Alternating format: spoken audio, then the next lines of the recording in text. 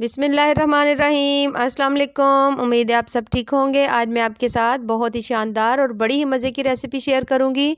ये बहुत ही ज़्यादा टेस्टी बनती है, बहुत ही ज़्यादा मज़े की बनेगी और सबसे अहम बात, ये हम घर की ही बची हुई रोटियों से ये मज़ेदार सी रेसिपी बनाएंगे और कोई कह भी नहीं सकता कि ये आपने घर में जो हमारी रोटियां बच जाती हैं उससे ये रेसिपी रेडी की है। अचानक से मेहमान अगर आ जाते हैं तभी आप रेसिपी बना सकते हैं, क्योंकि इसे बनाना बहुत ही आसान है, बहुत जल्दी बन जाती है। बच्चों को लंच बॉक्स में बनाकर दे सकते हैं।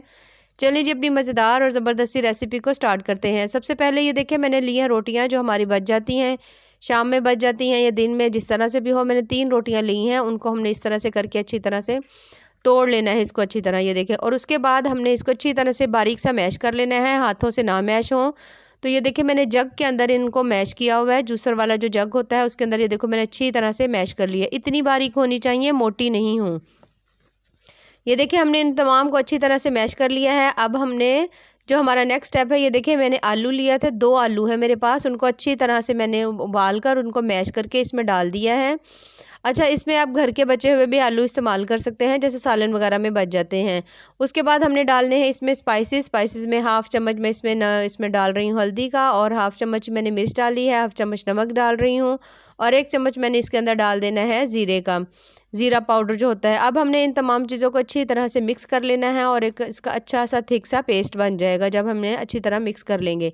ये देखिए, इनको हमने मिक्स कर लिया था, इसका पेस्ट अच्छी तरह से बन गया है। थोड़ा सा सख्त फील हो रहा था मुझे, तो इसके अंदर मैंने 2 से 3 चम्मच दही डाल देंगे। दही ना हो तो आप कुछ भी और डाल सकते हैं, हल्का सा पानी का छींटा भी लगा सकते हैं, थोड़ा सा दूध भी डाल सकते हैं। इनको मिक्स करने के बाद अब हमने इसके लिए बनाने हैं, अगर आप चाहें तो इसकी छोटी छोटी सी बॉल्स बना लें, अगर आप चाहें तो इसके छोटे से रोल बना लें। ये देखिए, इस तरह से हल्का सा दबाकर प्रेस करेंगे तो ये देखिए, इस तरह से हमारी ये जो बॉल्स हैं वो बन जाएंगे। छोटे ही बनाएंगे, ज़्यादा बड़े नहीं बनाएंगे, क्योंकि जब हम अपना अगला नेक्स्ट स्टेप करेंगे तो उससे फिर ये थोड़े से ज़्यादा फूल जाएंगे। ये देखिए, इस तरह से आप रोल भी बना सकते हैं।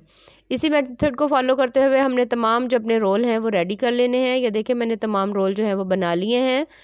ये देखिए, माशाल्लाह कितने ही ज़बरदस्त लग रहे हैं। अच्छा जी, अब हम लोगों ने इनको करना है फ्राई, और इनको हमने बिल्कुल ऐसे ही फ्राई करना है। इसमें हमने बिल्कुल भी कोई इसको अंडा नहीं लगाना, किसी चीज़ में इसको डिप नहीं करना। बस इसी तरह से आपने ऑयल में इसको हल्का सा फ्राई करते जाना है। मीडियम सा ऑयल गर्म हो, उसके अंदर हमने इन तमाम को इसमें डाल देना है और उसको लाइट ब्राउन आने तक इसका जो कलर है वो हमने तब तक इनको अच्छी तरह से फ्राई करना है। ये देखिए, तकरीबन मैंने काफ़ी सारे डाल दिए हैं। अब हम हल्का हल्का से इनको इनकी साइड्स को टर्न करते रहेंगे। जब इनका कलर बड़ा ही प्यारा सा आ जाए तो फिर हम इनको निकाल लेंगे। तकरीबन 2 से 3 मिनट के अंदर अच्छी तरह से ये फ्राई हो जाते हैं और टूटते तो बिल्कुल नहीं हैं, इसकी आपने बिल्कुल टेंशन नहीं लेनी। और ये इतने क्रिस्पी बनते हैं इस वक्त, अगर आप इनको बनाएंगे तो आपको अंदाज़ा होगा कि ये रेसिपी कितनी ही मज़े की है। ये देखें, माशाल्लाह कितने ही मज़ेदार से हमारे जो रोल हैं वो तैयार हो चुके हैं। ये बहुत ही ज़्यादा टेस्टी बनते हैं, बहुत ही ज़्यादा नरम बनते हैं और बड़े ही मज़े के हैं। अगर आप इनको ऐसे भी खाएंगे तो आपको बहुत ज़्यादा मज़ा आएगा, लेकिन अब आगे हम इनको कुछ और थोड़ा सा नया टच देंगे तो इससे हमारे ये जो रोल हैं उनका जायका और भी ज़्यादा मज़े का आ जाएगा। सेम इसी तरह से हमने ये तमाम जो है अपने बाकी रोल जो हैं वो भी इसी तरह से फ्राई कर लेने हैं। जैसे ही उनका कलर गोल्डन ब्राउन होगा तो हमने उनको निकाल लेना है।